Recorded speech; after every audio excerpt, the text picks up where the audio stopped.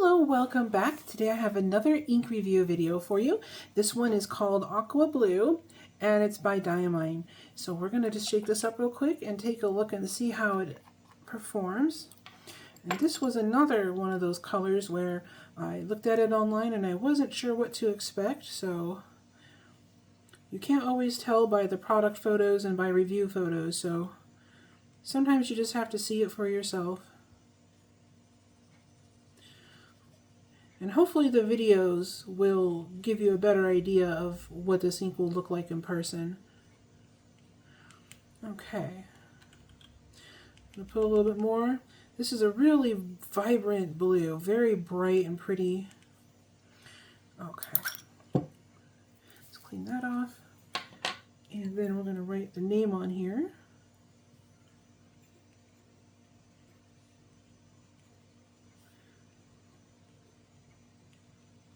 Okay, this is really nice to write with. This feels very smooth on the pen. And it flows really nicely. I'm going to put this little card under the fan to dry so that it'll be ready in a few minutes. I'll be right back.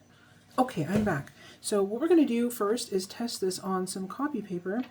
And that's just because I don't know what you have available to you. But if all you have is cheap paper, you're going to want to know if your ink will perform well on cheap paper before you spend money on it, right? So this is one good way of finding out. Because when I started, I'm still very new to fountain pens and fountain pen ink. But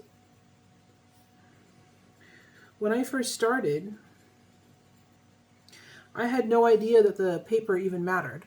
So I was just using the cheapest paper, whatever I happened to have around. I couldn't figure out why my ink didn't look the way I thought it would. Because, you know, you look at the product photos and the reviews and everything, and it didn't even look like the same ink sometimes. And I didn't realize it was my paper. So now that I know that, I decided I would need to swatch all my inks. And I figured I could do that with you guys. And maybe it'll help somebody out there. So that is the plan. This paper is called HP 32.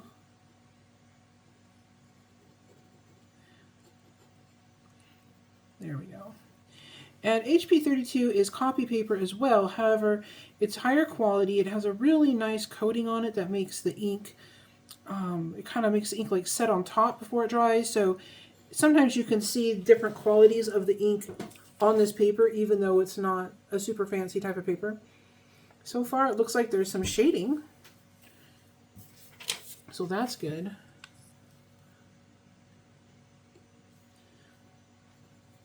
And I don't know what this blue would be called other than a very bright and happy blue.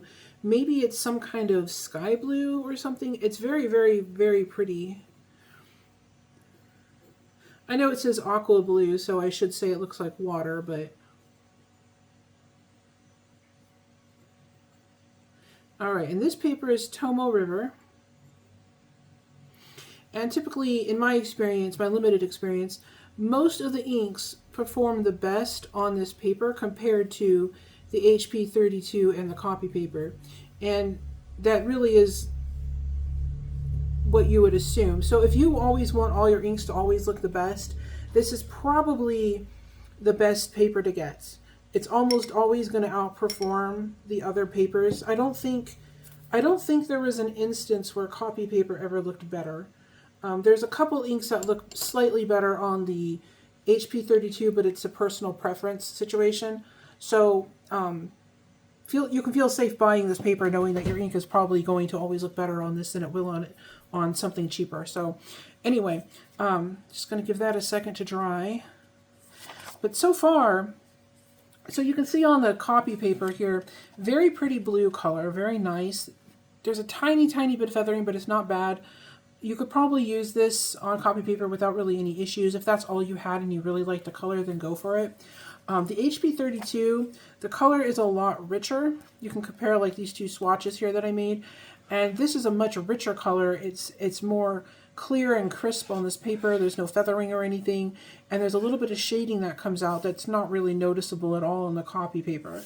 So just by getting a slightly better paper, because this is not that expensive compared to the Tomo River, so this is a very affordable, like, better option. Just by switching to this paper, the ink looks way better, and it's so pretty. The shading is, especially here where the ink kind of pools. There's another color. There's something else underneath there that's popping out just barely. And then on the Tomo River, it looks even better. And here's where I'm talking about that shading, like where the ink was pooling and like around the edges here. There's another color in there, and it's darker, and it's just making this beautiful shading effect. So this is definitely the best on the Tomo River for sure. But if you can't get the Tomo River for some reason, then the HP32 is a very good second option. But if you want the ink to look like this, then you need to get the Tomo River paper. It's just not going to look like that on the copy paper. So let me go grab that swatch and we'll take a look and see what that's doing. Okay, and we're back. So here is how this turned out. You've got this beautiful dark line down here, and you can see around here where the ink, like I said, wherever it pools, you get that dark outline. It almost looks like it's a little bit of like a red color maybe, or a purple or something. It's very, very pretty. Oh, sorry, the writing. I had this off screen. Okay, so like around here, like around the A where and around the Q where I let the ink pool, you can see a very clear outline. And I hope that's showing on camera, but in real life it's very noticeable. And there's a little bit of halo shading around these ribbons, and it's just a very nice blue with a lot of depth of color, very pretty. So this is a very nice one as well. So if I can find a link for this, I'll leave you a link down below where you can get it. And if there are any other colors you'd like to see me review, just leave a comment down below. If I have it or if I can get it, then we'll do the review. And if you enjoy these videos, just click like and subscribe so you can see more. And thank you so much for watching. You have a great day.